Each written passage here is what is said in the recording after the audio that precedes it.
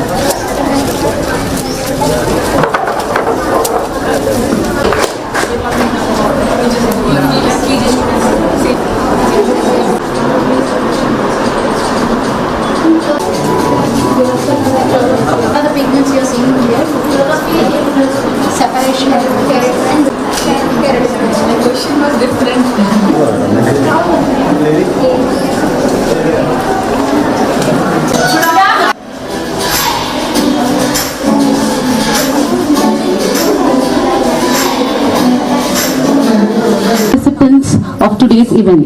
Warm greetings. We can plan more such kind of events in coming days. This is a huge strength in given that this is a government institution. 2,700 మంది ఇక్కడ చదువుతున్నారు అంటే ఇది మామూలు విషయం కాదు. That reinforces the trust in government institutions. మీ అందరికీ ఒకటే విజ్ఞప్తి,